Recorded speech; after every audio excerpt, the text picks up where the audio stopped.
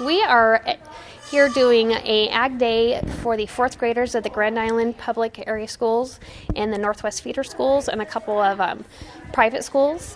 What we're doing is we're educating the fourth graders about ag. Where does ag come from? How does it impact our daily lives?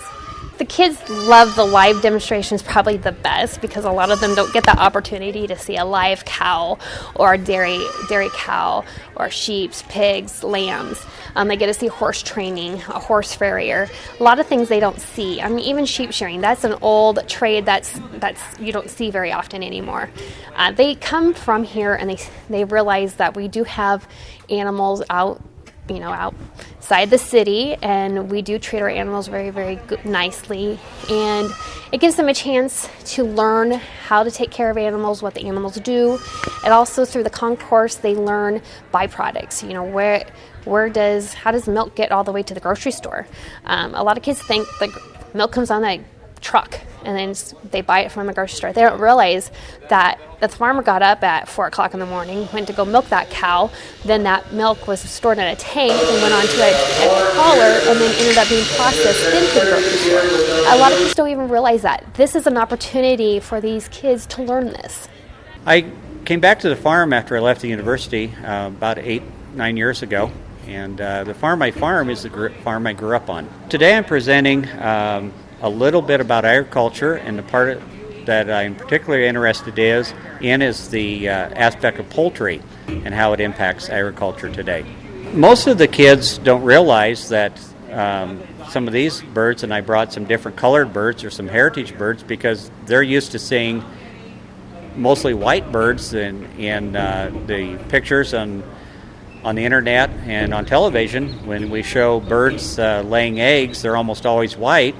And obviously, other than the bird with the gray lacing is the only white bird that I brought. The rest of them I brought were all colored birds. So it's an education for them because they haven't seen these colored birds before.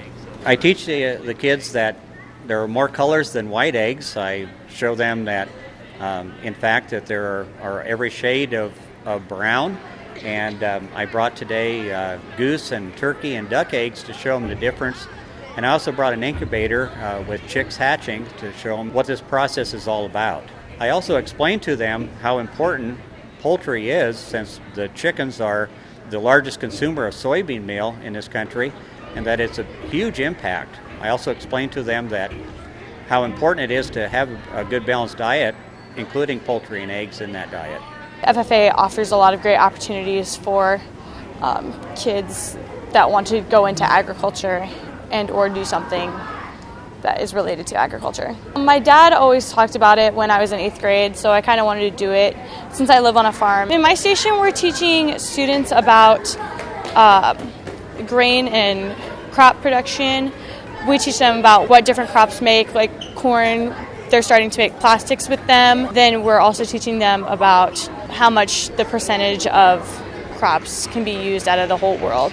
With them living in Nebraska, they see cornfields all around them. If they go out into different areas of the world, they would see that there's not a lot of crop ground for them to grow crops. So Nebraska is pretty much the breadbasket. We make most of our crops along with Kansas and other states that are around us. I'm a farrier.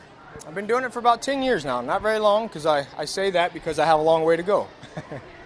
They called and just asked if I would volunteer and kind of demonstrate what I do, and I love educating and, and what better to do it in front of the young kids. This is my first year, yep, so it's been a good experience. There's the smiles on their face just seeing the job done.